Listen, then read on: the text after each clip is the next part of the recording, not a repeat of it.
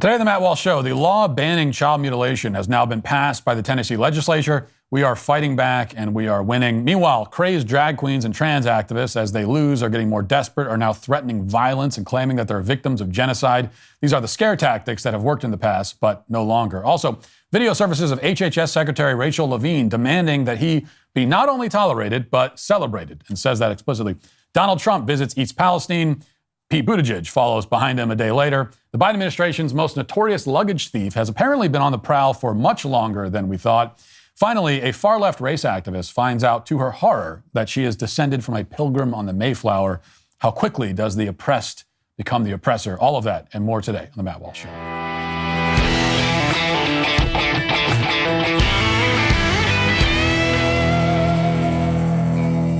You know, 100% of people will die someday.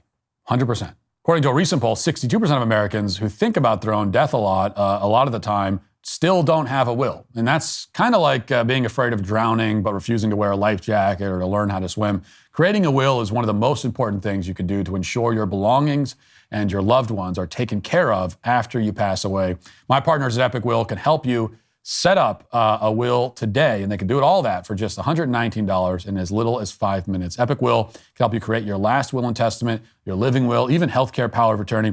Go to epicwill.com/Walsh to get my discount code and save an extra 10% on your complete will package. With Epic Will's easy-to-use template, all you got to do is fill in the blanks, and in order to do that, you have to go to epicwill.com/Walsh to save 10% on Epic Will's complete will package. That's epicwill.com/Walsh. Today, House Bill 1, called the Protecting Children from Gender Mutilation Act, finally passed the Tennessee House of Representatives. It's legislation that will ban doctors from giving puberty blockers and cross-sex hormones to children or performing gender, quote-unquote, gender reassignment surgeries on children. This law, which will soon be signed by the governor and then officially enacted, will actively save kids from one of the most sinister forms of child abuse the world has ever known. Laws just like it are being passed all across the country, which means not only that countless children will be protected from this evil, but also that the cultural tide is turning in a very real and measurable way. And that's not something that happens by accident. Now, it's true, as the saying goes, that culture is upstream from politics.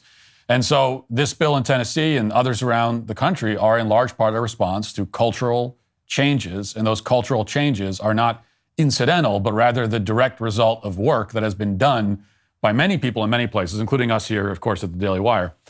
As for myself, you know that I've been fighting against gender ideology for many years, yet for much of that time, fighting, like it does so often for me, for much of that time, fighting meant simply, talking about it. And there is value in talking about things, of course, but our problem as conservatives is that too often we just leave it there. We talk and talk and talk, and we're in the talking phase the whole time.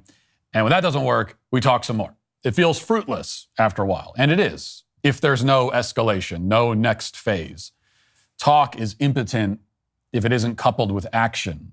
And so a couple of years ago, I decided that it was time for action, and a short time later, we published Johnny the Walrus. We've had a lot of fun with the very hilarious fact that I'm a best-selling LGBT children's author, and the book itself is funny and meant to be, but it also has a serious purpose. It's an actual children's book meant for children, which has now been read by and to many children, and which is supposed to be an antidote to the gender ideology and indoctrination that pervades the children's section in nearly every bookstore in America. The book would go on to sell over 100,000 copies in a few months. We were not the first conservatives to publish a children's book with a quote-unquote conservative outlook on a current issue, but ours was certainly at least among the most successful in that category. Now, when the book was published, we had already begun filming What is a Woman? And in January of 2022, though the movie wasn't complete yet, we had filmed enough to be sure that we had something significant on our hands. And that's when I announced publicly that 2022 would be the year when we wage an all-out assault on gender ideology. And I promised that we would be dealing it some major blows that year. And I wanted to call the shot so that people would know that this is all part of a plan. I wanted our allies to know that. I wanted our enemies to know that. That month, my episode of Dr. Phil was released and went viral. A few months later, What is a Woman came out, took the country by storm. And then in the fall, with all the momentum we had built up, we set out to expose and shut down Vanderbilt's child mutilation clinic. A few weeks after that report, clinic was shut down. We're holding a rally in the state capitol. Thousands of people were there. Several lawmakers attended the rally, announced that they would work on legislation to ban the practice in Tennessee. And this week, that bill passed and now awaits the governor's signature, while similar bills work their way through the legislatures in many other states, or in some cases have now been passed. Now, lots of people on the right talk about fighting and call themselves fighters. But when I say that we're fighting here at the Daily Wire, this is what I mean. And of course, none of this is possible without our members, the films, the books, the investigative work, the rallies, everything else. Can't do any of that or achieve any of the victories without people who support us and support our work, and by supporting it, contribute to it. So I use the word we when I talk about all these things because this truly is a we operation. Like I said already, I was talking about this for many years, but only talking. I can talk on my own. I don't need anybody else for that. I can talk all day. But I needed the Daily Wire and all of you to actually do all of these things. That's why your membership is so important. And this work becomes all the more important as the other side continues its own escalation. So, for example, there's another bill soon to be passed here in Tennessee, which would outlaw sexual performances for children. This would have the effect of primarily banning quote unquote family-friendly drag shows. And the reason that I say it would primarily ban those is that drag queens are the primary ones who are most eager and insistent on performing in front of kids. Which is all the more reason. So it's a little bit like if I said that stealing is illegal and that primarily affects kleptomaniacs. Well, it's not a bill that says only kleptomaniacs can't steal, but if you have a compulsion to steal, then in a certain way you might say that you're more affected by that bill. But that's because of you. That's a you problem. It's your own fault. And it's the same thing here.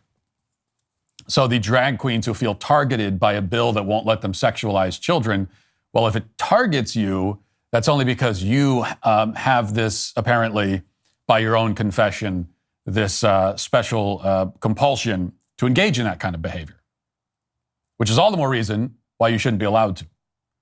But a leftist activist and drag queen who goes by the name Bella Dubal addressed a crowd here in Tennessee a few days ago, and he had his own suggestion for how the opponents of this bill ought to respond. Leftists on social media have applauded this speech, called it defiant and brave, and it is at least one of those things, the former, that is.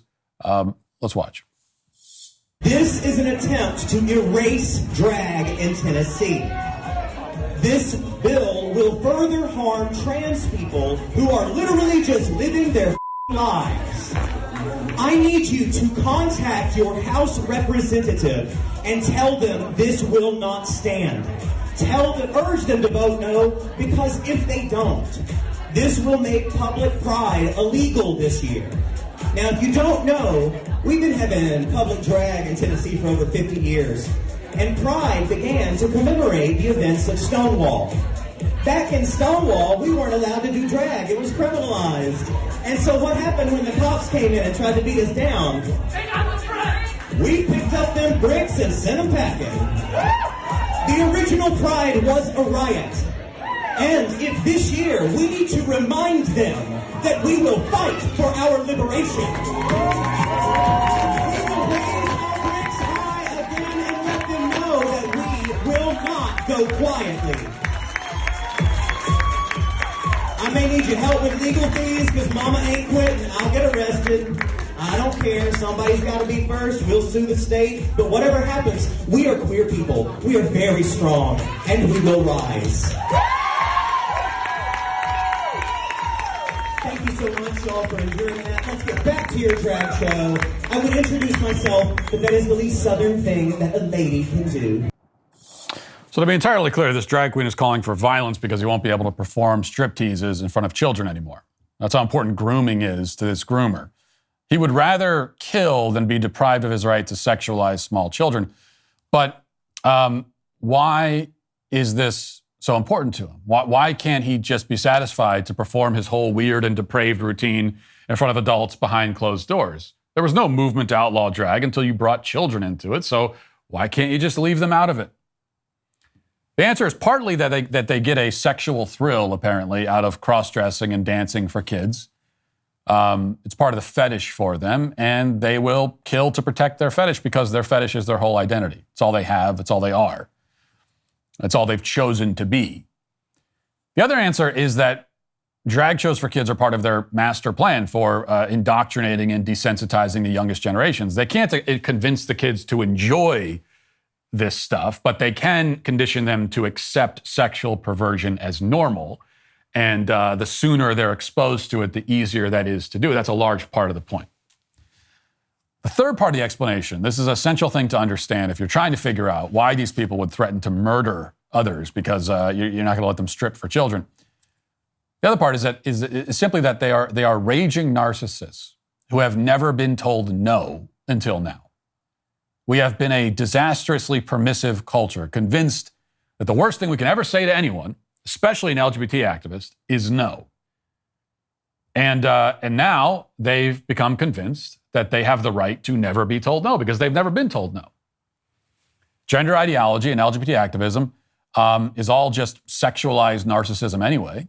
They've made narcissism their entire worldview, and they're reacting as any narcissist does when you tell him, no, you can't do that. You cannot do whatever you want. There are rules you will follow. It doesn't matter if you don't like it.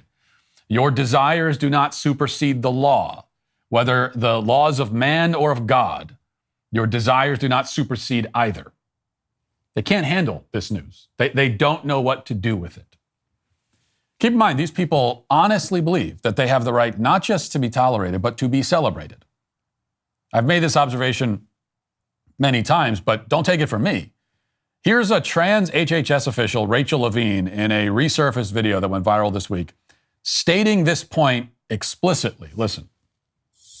What I like to say is, in terms of diversity, diversity is so powerful for any organization, and diversity in all of its different aspects, including for sexual and gender minorities. You don't want to have a tolerant environment. Gee, thanks for tolerating me. I really appreciate that. An accepting environment is good, but you really want to work on a welcoming and even a celebratory environment for diversity in all of its aspects, including for LGBTQ individuals. Hershey approached that. We must celebrate him, he tells us. Long gone are the days of leave us alone, let us have our privacy. That was always a bait and switch, obviously. Because now, actually, to leave them alone would be an attack on them. That's an attack. It is your obligation to not leave them alone, but rather to lift them on your shoulders like Rudy at the end of the movie and parade them around while the crowd cheers. This demand for celebration is, again, partly a tactic, but it's also a sincere expression of their overwhelming, suffocating narcissism. For people who demand celebration and who claim the right to do literally anything they want, up to and including holding sex shows for toddlers, is it any wonder that they react with such demonic fury when we not only don't celebrate, but actively fight against their agenda? Yesterday, the trans activist Aaron Reed published a tweet thread which garnered 40,000 likes, in which he claims that the laws being passed in places like Tennessee and elsewhere represent an actual genocide against trans people. And he meant it literally, he even provided the UN definition of genocide to prove his case. But of course, the definition disproves his case, but that's not the way he sees it. It's not meant as hyperbole when these people talk this way. They actually see it as equivalent to genocide if anyone tells them no. If any limitations are placed on the trans activist or the LGBT activist at all, if any attempt is made to control any of their behavior, it is genocide. Murdering an entire group of people and tossing their bodies in a mass grave is on the same moral playing field as telling Aaron Reed that he can't strip in front of kids or chemically castrate, a 12-year-old. Indeed, calling Aaron Reed him, as I just did, in the first place, is genocide, an act of evil indistinguishable from the Holocaust. This is what they honestly believe. And it's what happens when self-obsession becomes identity and identity becomes religion. And their rage only increases all the more as they realize that this kind of hysterical yammering, along with the threats of violence and the attempts at deplatforming and shouting bigot and labeling and all that, as they begin to realize that this isn't going to work anymore, it did work for a long time, but it doesn't work anymore. Because they're now dealing with adversaries who cannot be manipulated or cowed into silence that easily or at all. And that's why I will conclude here by assuring you, Aaron Reed, and you, the drag queen threatening violence, and the rest of your ilk, that we aren't even remotely done, okay? This is honestly only the beginning. We've got a lot more in store for you. I promised you a year ago that we were going to war here, and I kept that promise. I'll keep this one too. There's much more to be done that needs to be done, and we aim to do it. So the battle continues, whether you like it or not. Now let's get to our 5 headlines.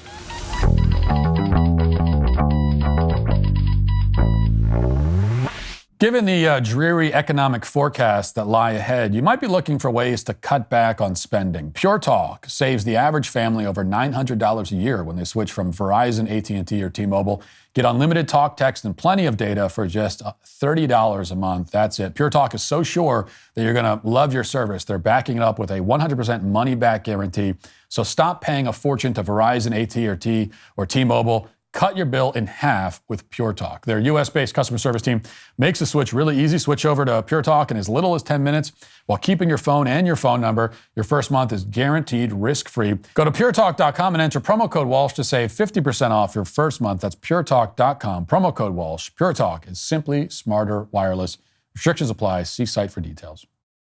We have to start with this. I don't know if it's the most important story in the country right now. I mean, it's not, but it is at least the funniest. And so you know all about Sam Brinton. He's the former Biden energy official who liked to cross-dress and called himself they, them, and was also into bestiality role play and all kinds of other sick and insane things that none of us needed or wanted to know about, but we do now. And he's also the guy who got fired after stealing luggage from what we thought was only 2 women on 2 separate occasions. Stole their luggage right out of the airport, out of the baggage claim. Now, I told you at the time that you know, this guy, pretty clear to me, stealing the luggage, he's not stealing it because he wants the luggage, right? Nobody needs that much baggage, especially someone like him who already comes with so much baggage to begin with. But it's very clear that he is doing this and he's targeting women because it's all part, again, of the sick, twisted fetish. He has a thing for stealing and wearing women's clothing. That was clear to me. And that brings us to this tweet from a woman named Asya Kamsin, I think. We'll just call her Asya. Hopefully she's okay with that. Here's the tweet. And let me see, can we pull the tweet up? There it is. So my name is Asya, Tanzanian fashion designer based in Houston, Texas, USA. I lost my bag in 2018 in the DC airport. Recently, I heard the news on Fox News about Sam Brinton luggage issue. Surprisingly, I found his images where he wore my custom-made outfit, which was in the lost bag in 2018. And then you can see the dated photo of her in the dress in 2018. And then you also can see Brinton in the exact same outfit. So it's a rather distinct outfit. It's very distinct because she custom-made the outfit. She's a fashion designer. And her luggage goes missing in 2018. 4 years ago, and then Brinton turns up wearing her custom clothing. It's pretty close to a case closed on this thing. So what this means is that, there he is. And apparently he's also wearing this wrong. He's wearing it, I think he's wearing it backwards or something. He doesn't even know how to wear the outfit. What this means is that Brinton, the baggage bandit, has been patrolling our airports for years. He's been lurking in the baggage claim area like some kind of predatory, forest creature on the prowl. This is like when all the small dogs and cats in a neighborhood start going missing and you know that there must be a coyote in the woods. Except this coyote steals women's luggage and then parades around in their clothing. So when we say, here's what makes this so apt, is that when we say that these men are appropriating the female identity, well, he was literally doing that, right? I mean, we were saying that about Sam Brinton when he was first hired and we were supposed to applaud him. And I know many other people said that he's making a mockery, he's appropriating womanhood and all the rest of it. Like, we didn't realize how literally correct we were. He's actually stealing their clothing and putting it on. Yet nobody ever connected the dots. That's what's interesting. At least we don't think they did. I like to imagine that there was maybe one detective somewhere out there who was at the station late one night, smoking cigarettes and drinking black coffee and pouring through all these missing baggage cases and then he realized that it was all done by one man and that there was a criminal mastermind on the loose, and he had the bulletin board up with all the newspaper clippings and the lines connecting them and all that. And he realized that it was Sam Brinton the entire time. And he tried to make the arrest, but the brass at the station stopped him. That's what I like to imagine happened anyway. And if it didn't happen, then someone should make a movie where something like that does happen. All I know is that now, like, we are seeing the beginning of a new Me Too movement, except that in this case, it's just women coming forward because Sam Brinton stole their baggage. It's a whole Me Too thing now. Sam Brinton is the Harvey Weinstein of cross-dressing baggage thieves. He's the Bill Cosby of baggage claim, is Sam Brinton. And I just hope that more women have the courage to speak out. It is like, in all seriousness, it's pretty disturbing too. Can you imagine? Like, you lose your baggage and then this creep, this creep turns up wearing it.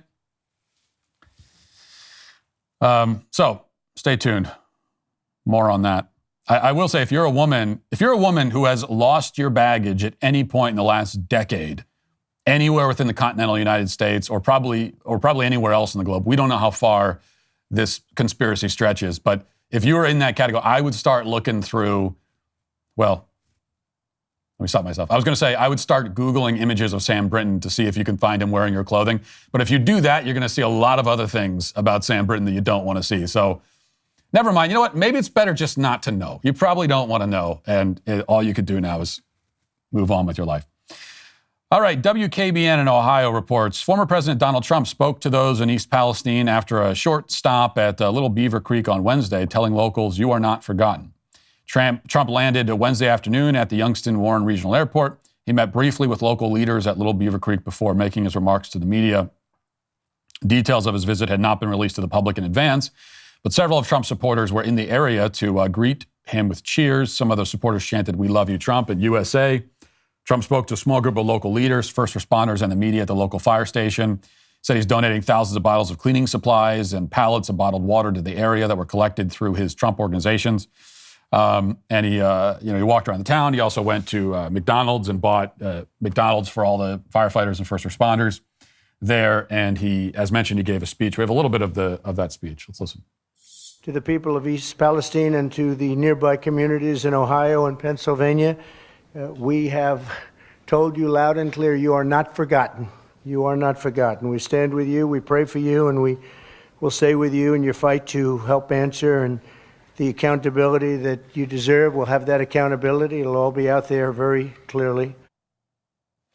Now, while he's giving this speech and he's in Ohio, Biden is in Ukraine. And this is the advantage that Trump has. It's one of the key differences between him and Biden, really between him and many in D.C., if not almost everyone in D.C., is that, and you can see this in the visit, that he connects with normal Americans. He does. And the media has been perplexed by this for years. They don't like it. They've tried all different kinds of methods to sever this bond between normal Americans and this connection between normal Americans and Trump. But really, well, I said that they've tried many different strategies. Really, it's just the one strategy, which is to yell at everybody, to yell at everyone and call you a bigot and call Trump a bigot, and that's the only strategy they've used. Surprisingly, that hasn't worked. But he connects with normal Americans, and that has a lot to do with the fact that he doesn't have contempt for them the way that Biden does and the way that Pete Buttigieg does and all of these D.C. swamp creatures do. And, I've made this point many times about Trump, that you look at, he's seen as this hostile figure that's always attacking people and getting into fights and all the rest of it. Of course, that's part of his appeal.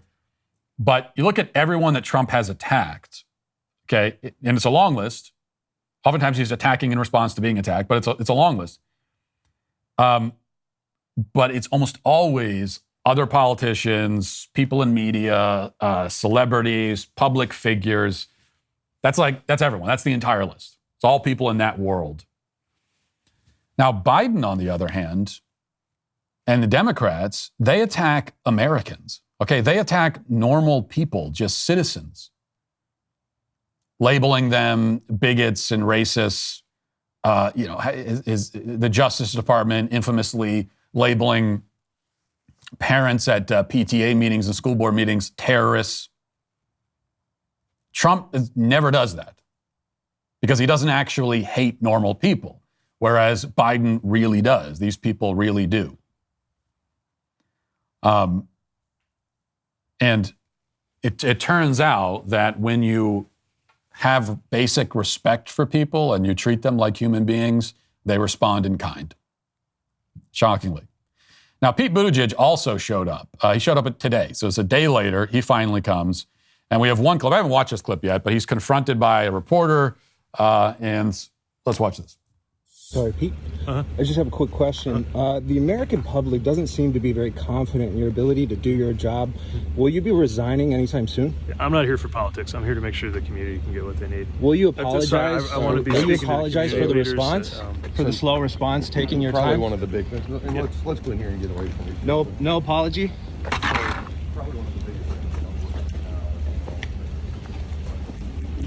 Mayor, why did it take you an entire 2.5 weeks to actually get here to respond to East Palestine? Will you apologize to the residents of this city?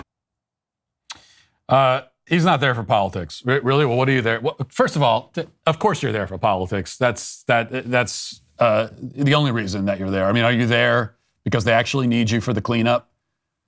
And if they did, you're 3 weeks late, which is why Buttigieg showing up 3 weeks late, it's really the worst possible thing, especially a day after Trump, okay? Because you're coming in a day after him, and the optics are that you only came because Trump came, those are the optics, and that's also the reality. He came because Trump went, and he also went because he's been harangued and yelled at, and finally he said, "Fine, I'll go."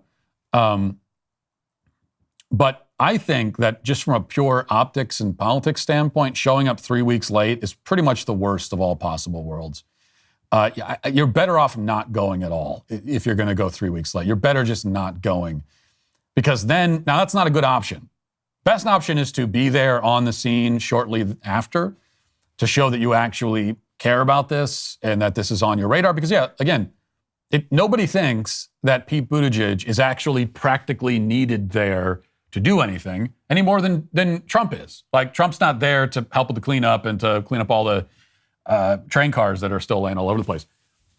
But the practical benefit of anyone showing up, especially someone who's currently in the government, is to send a message to the people there in the town that you care about this, that you're aware of it, that you're working on it, that it's on your priority list. And instead, for 3 weeks, the people in that town have felt totally abandoned by the federal government, because they have been. So what's the benefit of showing up 3 weeks late? Everybody knows you're only there because you have to be. You can't pretend that it was an urgent priority because it took you 3 weeks. But the fact that you're going at all, now it just advertises that, it's low down on the list of priorities. If 3 weeks have passed and no one from the Biden administration has showed up, then it's a really bad situation politically. But your best option, I think, then, is to not go at all and then make some excuse about how, well, we decided not to do that because that would be political showmanship and we would be getting in the way and it wouldn't be appropriate. Make some kind of claim like that. It'd be totally bogus, but at least you could go with that excuse. That excuse is out the window because you did still show up. And of course, claiming that they don't want to make it into a political theater, that wouldn't work anyway, because Biden and Biden officials, they will show up at the scene of tragedies if it's a tragedy, a catastrophe that they find politically useful to them. I mean, they'll send the vice president to a funeral of someone that no one in the administration remotely knew if they think it's politically useful to them. But they figured that this was not politically useful. I said this from the very beginning. There's some people upset about it, but it's obviously true that this happened to a small town in Ohio. These are white working class people for the most part, And so they just don't rate very high. Their Biden administration doesn't care about them. They're not in the base. And they figured that it's just not like white working class people are exactly the kind of people that if you're in DC, if you're in the media, you ignore. And they've gotten used to ignoring them, and they figured they could do that here. But it didn't work out that way for them. All right, I wanted to play this clip from CNN. CNN had this report on the problem of there not being enough black doctors. Play a little bit of this. Right now, fewer than 6% of doctors in the U.S. identify as black or African American. That's despite the fact that the community makes up 12% of the country's total population, and that's raising concerns about the impact on public health. CNN health reporter Jacqueline Howard joins us now. So, Jacqueline, what is being done to rectify this? That's the thing, Bianna. More needs to be done to make sure that our physician workforce here in the U.S. reflects the diversity seen among patients. Now, what has been done so far? We've seen more efforts to get STEM programs in grade schools. At the medical school level, we've seen more mentorship programs, particularly for students of color. But when you look at the physician workforce right now, active doctors at this moment, we're still seeing 5.7% are black or African American, and that's compared with, as Victor said, 12% of the U.S. population. When you look at Native Americans, less than 1% of doctors are Native American, and that's compared with up to 2% of patients. When you look at Hispanic or Latino physicians, 6.9% are doctors, compared with up to 18% of the U.S. population. So those differences are what's concerning here. And experts say we need to do more to make sure our doctor workforce reflects the diversity seen among patients. Yeah, we need to do more because the research shows, and we've discussed this before, the benefits of a more diverse workforce. Often, sometimes doctors will dismiss the concerns or symptoms of a certain demographic.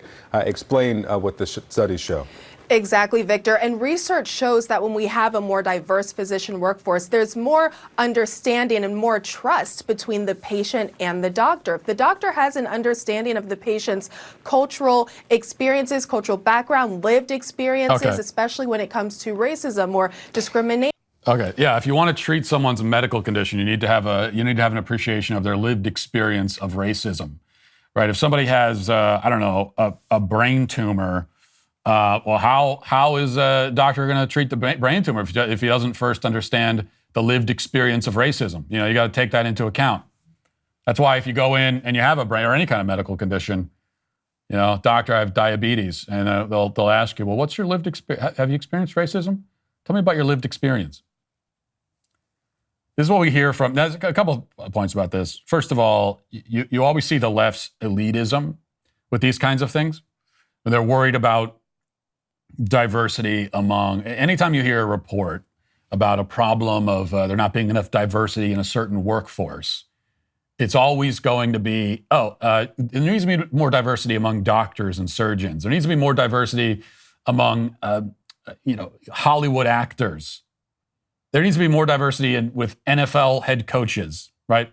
It's always these like high-paying, very visible jobs, the kind of jobs that they, being the elites, respect, because because these are the elites themselves.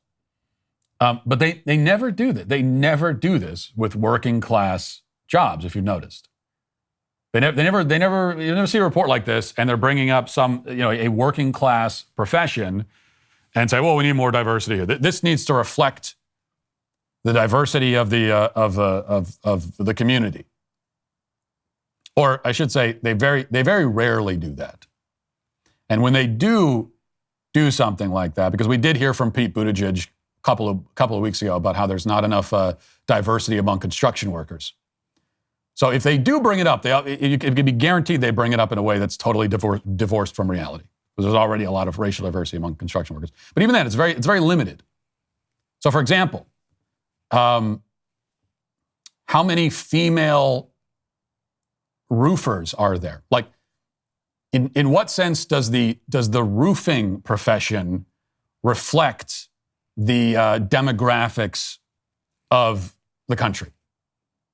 Certainly, if you break it down along gender lines, it's not reflective at all. Same for, let's say, trash collectors or plumbers.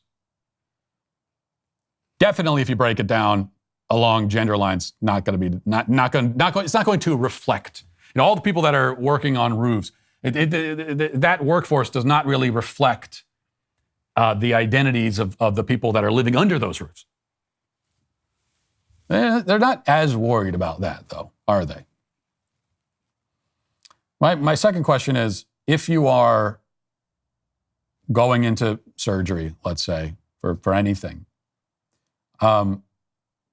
what do you want to know about your doctor? What's going to make you feel better? What's going to make you feel more confident? Is it his skin color? Like, what do you want to know? What do you want to be sure of? Do you want to be sure that he got into this position because he's the best of the best and because he got there by merit, right? And he's the best qualified based on his merit, based on his skill, based on all that, his experience, his training. Do you want to know that? Right as your eyelids start to get droopy from the anesthetic, do you want to have that thought in your head that these people, they're there because they're the best and they earn that spot, and so I'm in good hands? Or do you want to think, wow, this is a very diverse operating room? Is that going to make you feel good as you drift away? Potentially for good, to not wake up again. Because that's what's going to happen more and more as diversity in these kinds of professions is prioritized over just simply who's the best. Speaking of workforces, Daily Wire has this report. Amazon employees are furious as the company rolls back remote work arrangements, with some threatening to quit and others drafting petitions in reaction to a recent announcement that they must report to the office at least 3 times per week. Amazon CEO Andy Jassy wrote in a memo to employees on Friday that the company believes teams tend to find ways to work through hard and complex trade-offs faster when they're in the same physical location. Shortly after the announcement, hundreds of Amazon staffers started joining an internal Slack channel called Remote Advocacy, where there were more than 14,000 members of the channel as of Tuesday. Nearly 80% of the workers of the channel claim that they would start to look for another job because of the new policy. So if they had to actually go to work physically, then they would look for another job because this is an affront against them. One disgruntled employee wrote, "This is going to be absolute chaos and make everyone's work distracted for probably a quarter, maybe longer. It's hard to be productive with so much uncertainty injected into our lives." The shift toward more traditional work arrangements, however, comes as Amazon seeks to downsize amid macroeconomic tumult and a decline in consumer demand that followed the lockdown-induced recession. Amazon dismissed some 18,000 employees over the past several months. Employees in the Slack channel nevertheless drafted petitions against the return to office policy. It says, "We, the undersigned Amazonians, are responding by petitioning for the right to choose where to work, including remote locations." The petition included survey data, which found 56% of Amazon employees desire monthly sync-ups in the office, while 31% want to work in the office 1 or 2 days per week. There's when I hear about these controversies about these companies and corporations that have not gotten back to working in the office, and so there's these employees that think they have a right to stay home and work from home. It reminds me of a Louis C.K. bit where he talks about his first experience years ago using Wi-Fi on a plane, and the Wi-Fi goes out and a guy behind him gets mad that the Wi-Fi is down. And it's like, because it's a brand new thing that they just had, it goes away and the guy's mad about it. And Louis C.K. points out that how quickly does the world owe you something that you didn't even know existed until 10 seconds ago? And I think that remote work is a little bit like that, where people feel entitled to work and earn a living without ever even leaving their beds. And that's an option that didn't exist until 10 seconds ago. Now, you can point out all you want, as people often do in this conversation, that the 9-to-5 job, leaving your house and driving across town or to another town, or maybe going to another state in some cases, to go work in a different building for 8 to 10 hours a day and coming home. You can point out that is also a comparatively new phenomenon. That's an invention of the industrial age. And that's certainly the case. Sure. And there was a time when family units, in effect, they didn't They didn't have to leave their homestead or their home in order to work. But if you go back before the invention of the 9 to 5, they weren't just sitting around on their couch all day. Okay, they had to leave. They were still doing work. Go out and work in the fields or something. So the idea that you should be able to earn a living without ever even leaving your bedroom, that you should be able to do that you have like the right to do that is as modern as it possibly can get. And to me, it's pretty clear that, does it, we can talk about whether it helps, is it good for your job? Is it good for the company you work for when everyone lives all scattered throughout the country and they're not physically working together? Is that good for, does it make you work better? Does it improve the kind of work that you're doing? Is it better for especially things like creative collaboration? I think obviously not. But then there's also the question of, is this good? Is it a good thing for the country? To isolate people even more than they already are, and to take yet another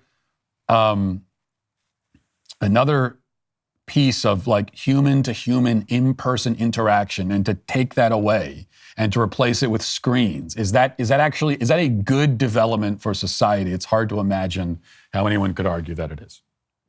So, get back to work if you work for Amazon. That's what I'm trying to say.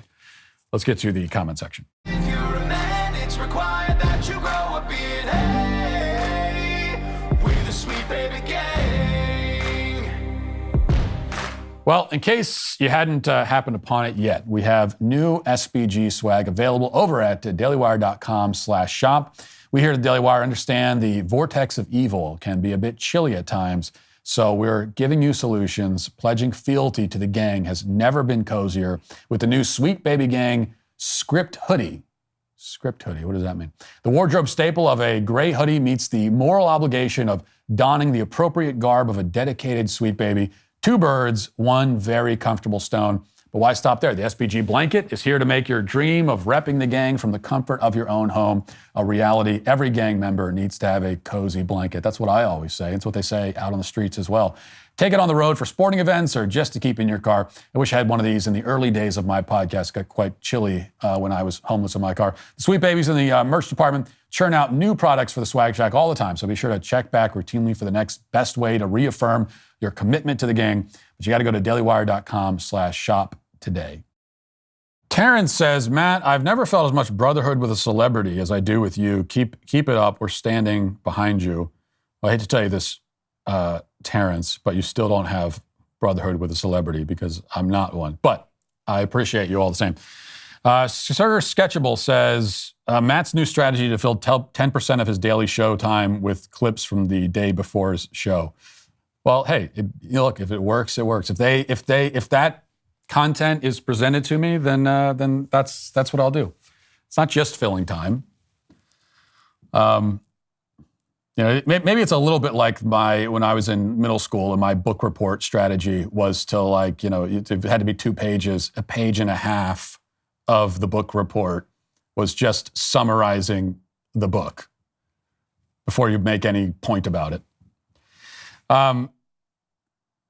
Guy says, I completely agree that Matt is telling the truth when he said his best Jeopardy games are the ones when no one is there. He started off shouting alone in his car to barely anyone, and now here he is.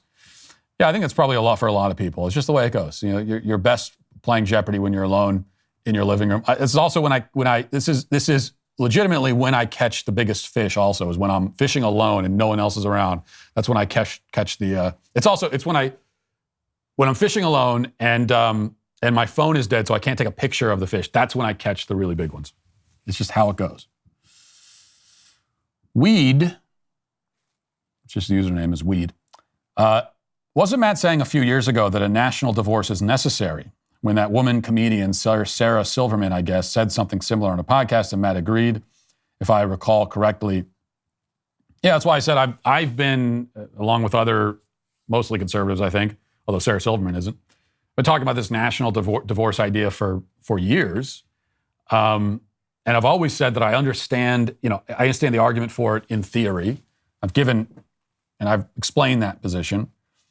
And there was probably a time when I would have said, yeah, let's actually try to do it. My thinking on it has changed, though, for all the reasons that I gave yesterday. Beginning with the fact that it's just not possible, and especially in recent years, I've tried to, it's like we can talk in theory about things, we can talk in the abstract. What would be the best thing? Like, what's the most ideal? If we could do anything we wanted, what would it be?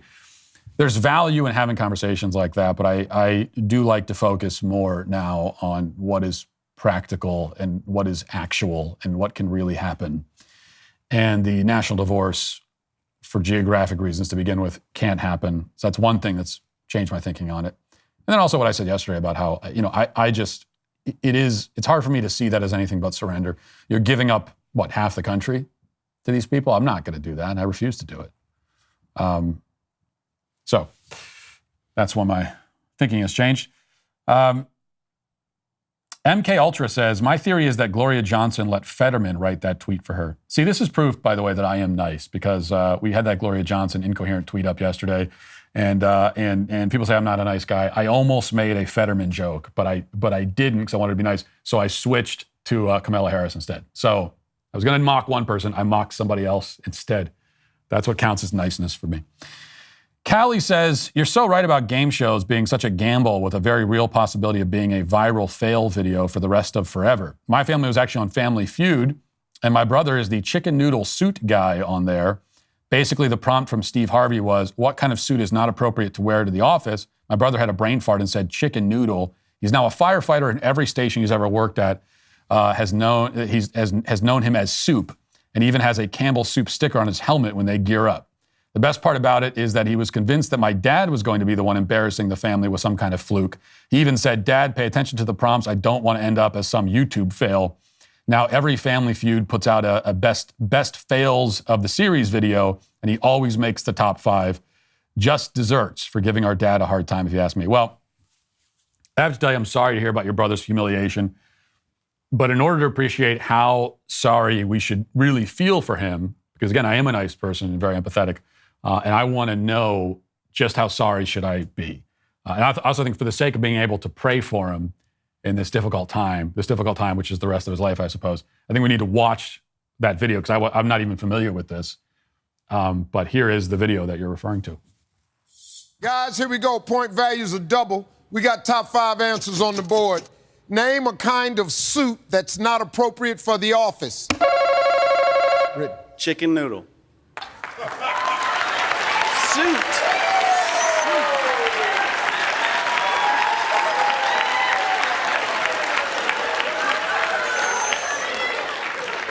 You don't wear no damn chicken noodle soup in here.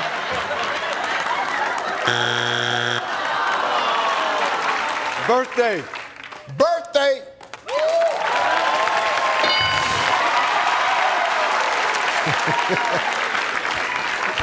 We classy.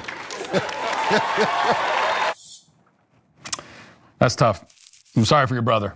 That's a tough one. On one hand, it's not as bad. Like, it's not as bad as the woman yesterday on Wheel of Fortune who had the one letter to guess, and it was fresh fruit, and she only needed the S, and she said G to spell freg fruit. Like, it's not as bad as that because he did mishear the question, and so I can understand that. Suit sounds like soup. But then, why would they be asking about inappropriate soups for the office? Are there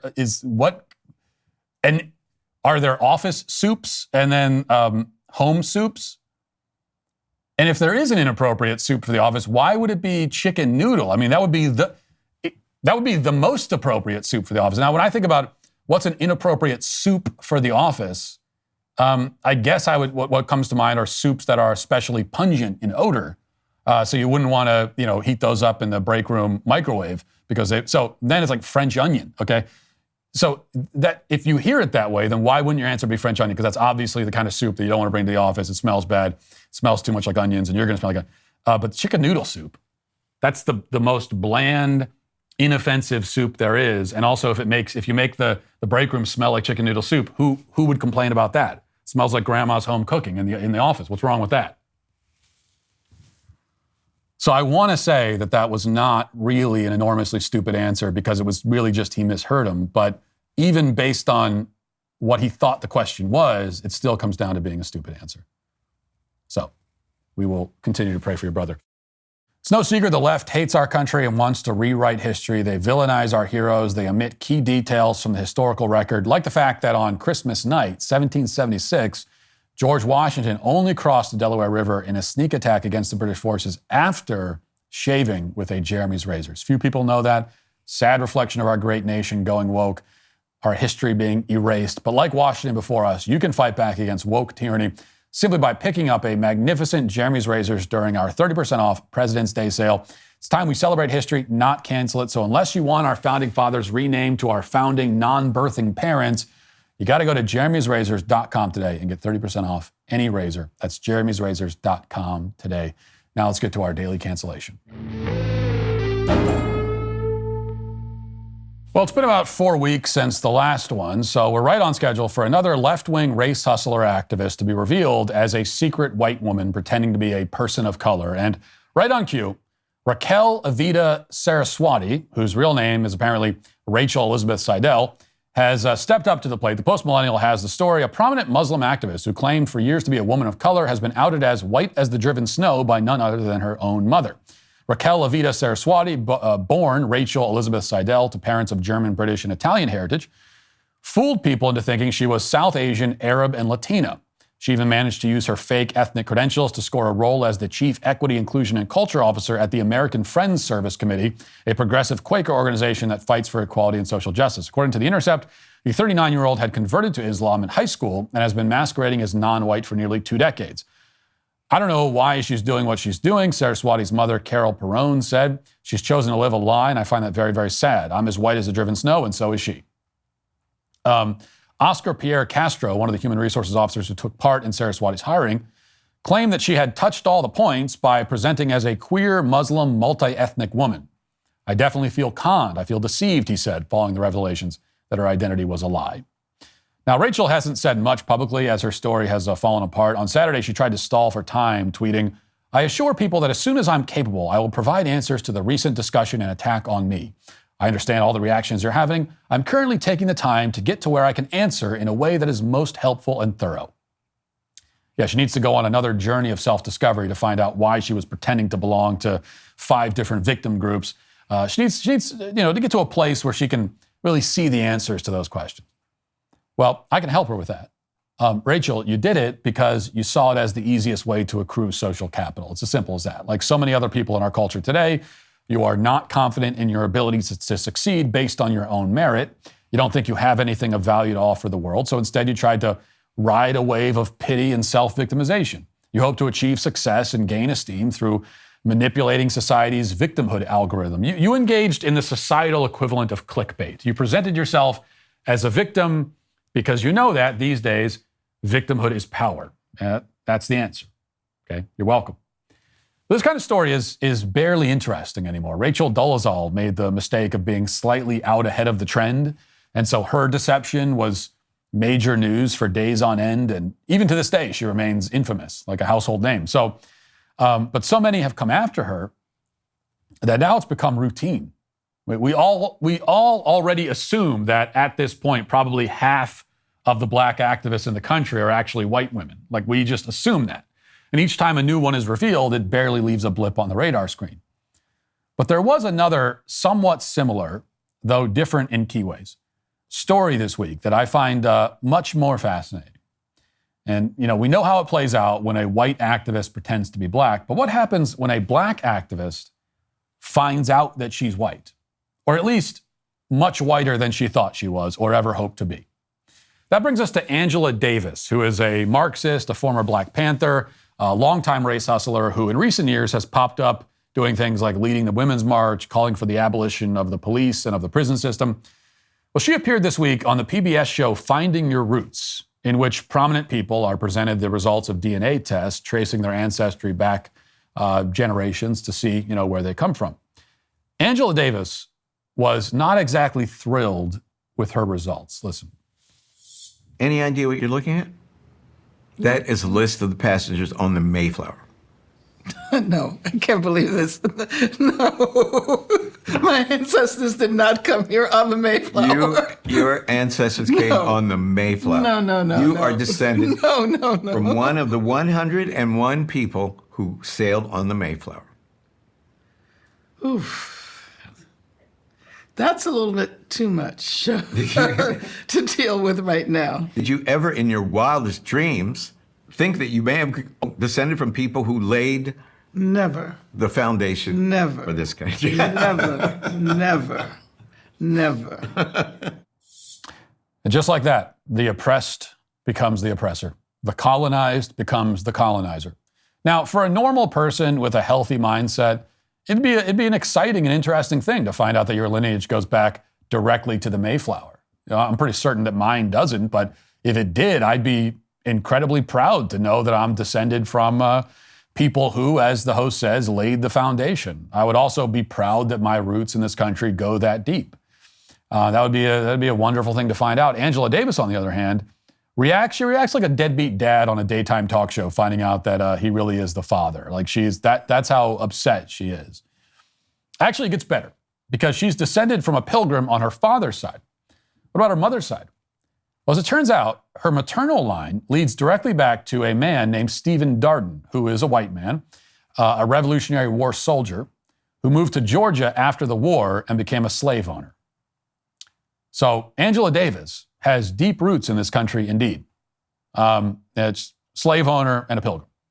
Finding out all this information, Davis said, quote, "I always imagined my ancestors as the people who were enslaved." Yes, well, we know you did, Angela.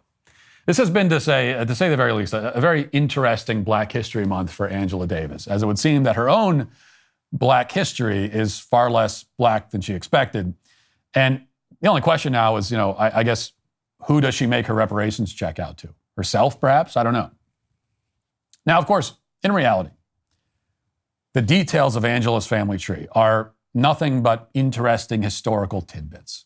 As I said, anybody with a healthy perspective on things and who finds out that their lineage traces back to the Revolutionary War and then all the way back to the Mayflower would be fascinated and thrilled and filled with patriotic pride. A healthy person is not upset to find out their ancestors were, quote unquote, colonizers, especially as there's nothing inherently wrong and often quite a lot that's heroic and virtuous about, starting colonies, especially back hundreds of years ago. So I'm not saying that Angela Davis actually has anything to be ashamed of or to apologize for, but the trouble is that Angela Davis, according to her own ideology, says that Angela Davis has much to be ashamed of and to apologize for. As a left-wing racial activist, she's a proponent of the idea that oppression trickles down through the generations. She believes that the early settlers of this country were land thieves and evil colonizers. She believes that people who descend from slave owners carry that guilt with them. This is what her worldview professes. And now it's turned against her. And we would have to be soulless to not enjoy the spectacle at least a little bit. But perhaps there's a lesson to be learned here, though. A lesson that Angela Davis and her left-wing race-hustling ilk need to learn. The rest of us already know it, but this is news to them. And the lesson is that the historical oppression math is much more complicated than they want it to be. Angela Davis descends from slave owners and from people that she would call colonizers. Many white people in this country descend directly from poor European immigrants who came here a century or more after her great-great-great-great-grandfather bought his first slave. So who's more historically oppressed in that case? If we start handing out reparations, should people who descend from early 20th century immigrants pay reparations to a woman who descends from a slave owner and a pilgrim?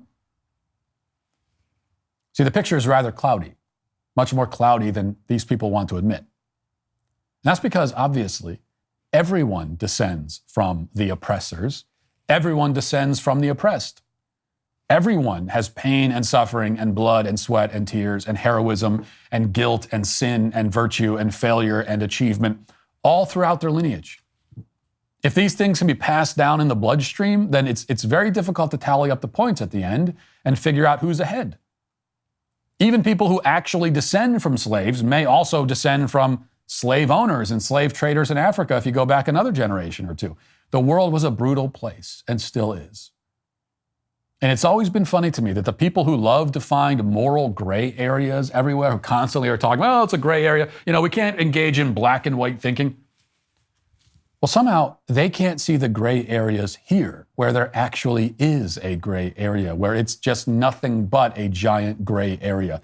When deciding the good guys of history or the bad guys, the oppressed, the oppressor, all you find, if you look through a wide enough lens, is a whole lot of gray. And this is not a problem unless you're looking to stand on your ancestors' graves in order to claim victim points today. Then it becomes a problem.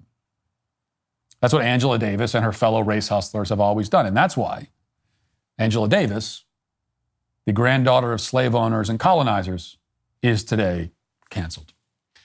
And that'll do it for this portion of the show. As we move over to the members block. If you're not a member yet, become a member and use code Walsh at checkout for 2 months free on all annual plans. Hope to see you there. If not, talk to you tomorrow. Godspeed.